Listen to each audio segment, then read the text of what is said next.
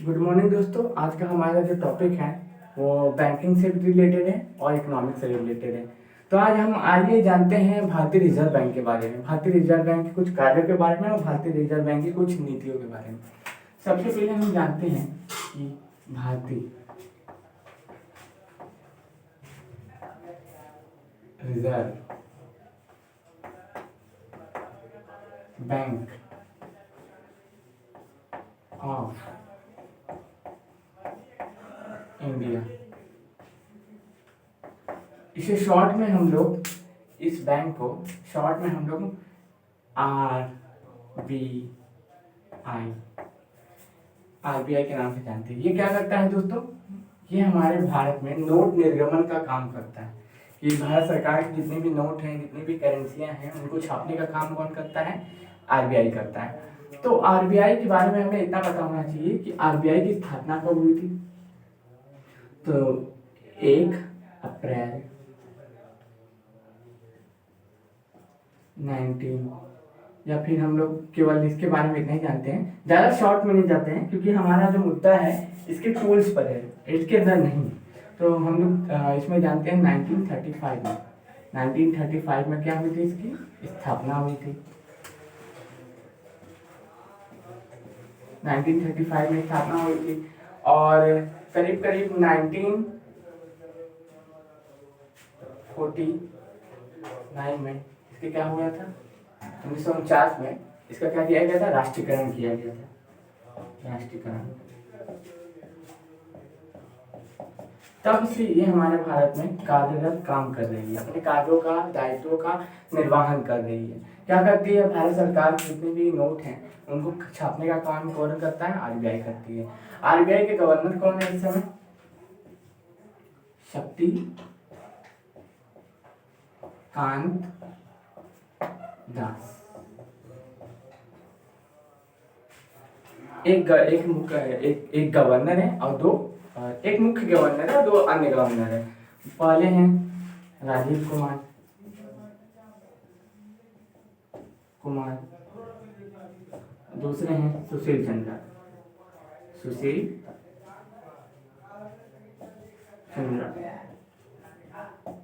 ये दोस्तों पूछा जाता है कि सबको पता होता है कि RBI के गवर्नर कौन है, लेकिन जो गवर्नर के अतिरिक्त जो अन्य गवर्नर 2 होते हैं, ये मुख्य गवर्नर हैं और 2 अन्य गवर्नर होते हैं।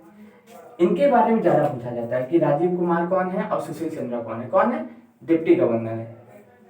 और ये अभी नए अपॉइंट हुए हैं, वैसे तो 4 होते हैं, ये अभी नए अपॉइंट हुए हैं। आइए इतना कुछ जानने के बाद हम लोग आते हैं सीधा अपने मुद्दे पे, जिसके लिए आज का मैंने लेक्चर रखा है, जो कि बहुत ज़्यादा इम्पोर्टेंट है।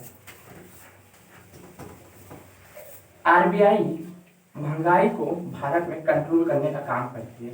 उसे कहते हैं मॉनेटरी पॉलिसी, यानी कि हिंदी में कहते हैं मौद्रिक नीति। अब देखिए इसके कुछ टूल्स हैं, जैसे कि पहला क्या है? रेपो रेट है। स्टार्ट हम लोग करते हैं CRR से। CRR है, SLR है, CRR SLR, repo rate, reverse repo rate, reverse repo rate, open market,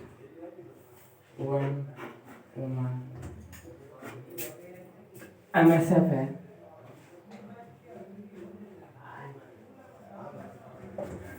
bank rate है। हमें इन्हीं सब के बारे में पढ़ना है कि ओपन मार्केट ऑपरेशन क्या होता है, CRR क्या होता है, SLR क्या होता है, रेपो रेट क्या होता है, रिवर्स रेपो रेट क्या होता है, ओवरमार्क क्या होता है, MSF क्या होता है और बैंक रेट क्या होता है। सबसे पहले हम लोग किसको स्टार्ट करते हैं? हम लोग सबसे पहले स्टार्ट किसको करते हैं? CRR को करते हैं। कि बेसिकली आखिर CRR है क्या, CRR के द्वारा होता क्या है। आइए हम लोग स्टार्ट करते हैं।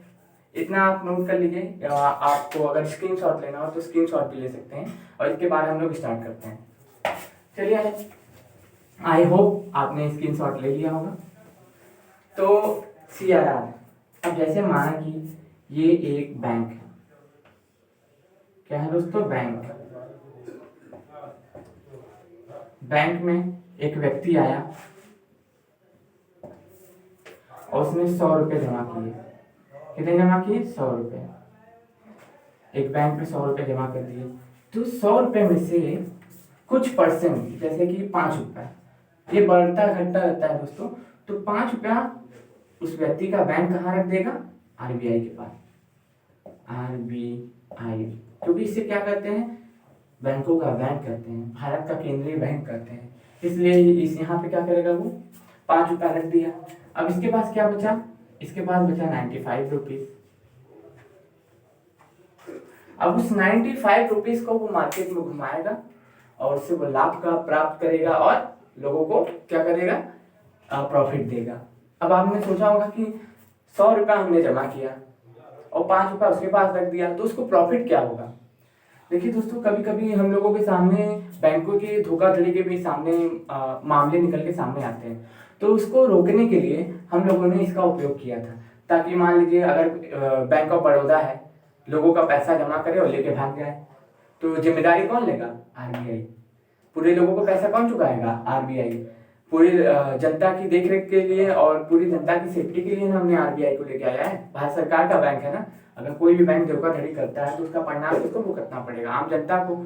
इसलिए आरबीआई क्या करता है? उनसे 5%, चाहे जितना भी हो, 1 करोड़, 2 करोड़, 1000 करोड़, 10,000 करोड़, उसका 5% हम लोग को कहाँ रखना पड़ेगा? आरबीआई के पास रखना पड़ेगा। इसी को क्या करते हैं? सीआरआर करते हैं। अब यूपीएससी अगर क्वेश्चन बनाएगा तो आपका कैसे बनाएगा कि सीआरआर कहाँ रखा जाता है, एसएलआर कहाँ रखा जाता है, सीआरआर में क्या करते हैं, एसएलआर में क्या करते हैं, इस टाइप का स्टेटमेंट बना के वो क्वेश्चन बना सकता है। जैसा कि पिछली कक्षाओं में पूछा भी गया है, इसको बोलते हैं कैश रिजर्व रेशियो, नगद आरक्षित अनुपात। आई होप आपको सभी को सीआरआर क्लियर हुआ होगा। अगर आपको क्लियर ना हुआ हो तो हमें मैसेज करें, हमसे संपर्क करें। हमारी वेबसाइट पे है आरएम इंस्टीट्यूट के नाम से, आपको वहाँ पे इसका सॉल्यूशन दिया जाएगा अगर आपको कोई डाउट हो। दूसरा है एसएलआर। अब देखिए, हमें ये बैंक है, बैंक, ठीक, ये आरबीआई है, ये बैंक है, ये आरबीआई है और ये पब्लिक है, ठीक। 100 रुपया मैंने जमा किया, 100 रुपया जमा किया कहाँ पे? बैंक में। 5 रुपया उसने कहाँ दे दिया? आरबीआई के पास। अब वो क्या करेगा? अब वो देखिए दोस्तों, अब वो क्या करेगा? 15 रुपया अपने पास निकाल के रख लेगा। कौन? बैंक। अब 15 और 5 20 रुपए हो गए। अब पैसा कितना बचा? पैसा बचा कितना? 80 रुपया। उस 80 रुपये को वो घुमाएगा और उससे वो लाभ प्राप्त करेगा। ये जो 15 रुपया उसके पास रखता है, बैंक अपने पास जो रखता है उसको कैश के रूप में, गोल्ड के रूप में या प्रतिभूतियों के रूप में अपने पास रखता है, उसी को क्या कहते हैं? एसएलआर कहते हैं। क्वेश्चन ये बनेगा कि एसएलआर किसके पास रखा जाता है? आरबीआई के पास, बैंकों के पास, जनता के पास, या इनमें से किसी के पास नहीं? तो आपका आंसर क्या होगा? बैंकों के पास एसएलआर जमा होता है, ये घटता बढ़ता रहता है। इस तरह से सीआरआर किसके पास जमा होता है? सीआरआर जमा होता है आरबीआई के पास, और एसएलआर किसके पास जमा होगा? एसएलआर जमा होगा बैंक के पास। इसी को सीआरआर और एसएलआर कहते हैं। कंफ्यूज मत होइएगा दोस्तों, क्योंकि ये कंफ्यूजन से हमें बचना है और हमें अपने क्वेश्चन को सॉल्व करते हुए आगे बढ़ना है।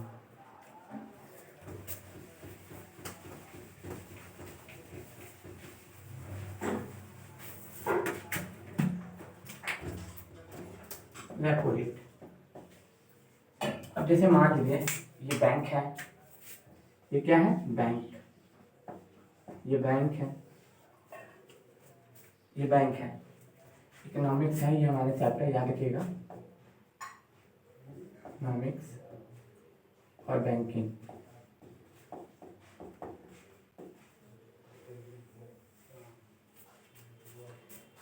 अब ये बैंक है, बैंक के पास कोई ऐसा ग्राहक आ गया जिसको 1000 करोड़ की जरूरत हो, 1000 करोड़ की अर्जेंट जरूरत हो, और उस समय बैंक के पास पैसा उपलब्ध ना हो, वो क्या करेगा? आरबीआई के पास जाएगा और शॉर्ट टर्म के लिए, 1 दिन 2 दिन या 1 हफ्ते के लिए, वो शॉर्ट टर्म के लिए जिस रेट पे आरबीआई बैंकों को लोन देती है उसे क्या कहते हैं? बैंक रेट कहते हैं। बहुत सीधा, सिंपल, आसान है दोस्तों। जिस रेट पे आरबीआई बैंक को क्या शॉर्ट टर्म लोन देती है, कम समय के लिए लोन देती है, उसे क्या कहते हैं? रेपो रेट कहते हैं। इसी तरह क्या है? Reverse repo rate. Reverse repo rate कई किताबों में आपको ये मिलेगा कि बैंकें लाभ कमाने, आरबीआई अपना पैसा वहाँ रखती है तो उन्हें लाभ मिलता है, बैंकिंग के पास आती हैं पैसा रखती हैं तो लाभ मिलता है, तो ऐसा कुछ है नहीं। देखिए मान लीजिए बैंक के पास हो गया 10,000 करोड़, 1,000 करोड़, ठीक, कोई लोन नहीं आ रहा है, कोई लोन लेने नहीं आ रहा है ना, तो आप बैंक क्या करेगी, भाई हमारा पैसा तुम्हारा अपने पास रख लो, हमें कुछ तो लाभ मिलेगा। मान लीजिए 0.5% भी लाभ देती है आरबीआई बैंकों को अपने पैसे का, तो बैंक को तो लाभ हुआ ही। इसीलिए क्या करते हैं, रिवर्स रेपो रेट में बैंकें क्या करती हैं, पैसा किसके पास रखती हैं, आरबीआई के पास रखती हैं, आरबीआई उनको क्या करती है, तो उसके बदले में कुछ ब्याज चुकाती है, उसी को रिवर्स रेपो रेट करते हैं। सिंपल और आसान भाषा में आई थिंक आपको सब समझ आ रहा होगा कि बैंक रेट किसे करते हैं। अब ये एक और क्वेश्चन आता है, bank rate, BR। Bank rate क्या होता है, जिस रेट पे बैंकें हम लोगों को लोन देती हैं उसी को बैंक रेट कहते हैं। जैसे home loan 8%, car loan 10%, education loan 5%, ये सब जो होता है, जिस रेट पे बैंकें आम जनता को लोन देती हैं उसे क्या कहते हैं, बैंक रेट कहते हैं। देखिए सीधा सीधा हो गया। अब क्या हो गया, रेपो रेट क्या हो गया, रेपो रेट में आरबीआई बैंकों को शॉर्ट टर्म के लिए लोन देती है। रिवर्स रेपो रेट में क्या होता है, बैंक के आरबीआई के पास कुछ पैसा रखती है, उसके बदले में जो आरबीआई उनको लोन चुकाती है उसे क्या कहते हैं, रिवर्स रेपो रेट कहते हैं। और बैंक रेट किसे कहते हैं, बैंक रेट जिस रेट पे बैंकें हमें ब्याज देती हैं, जिस रेट पे बैंकें हमें लोन देती हैं उसे क्या कहते हैं, बैंक रेट कहते हैं। अब अगला हमारा आता है MSF।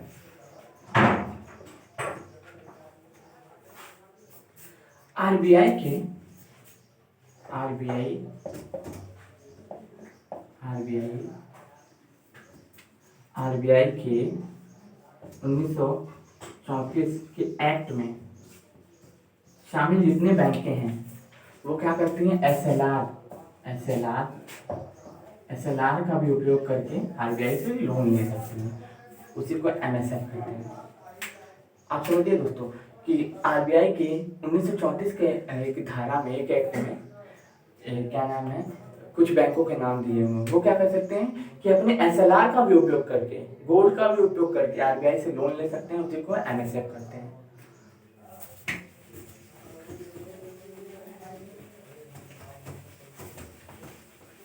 अब जैसे कि एक और चीज है, आप सुना होगा OMR।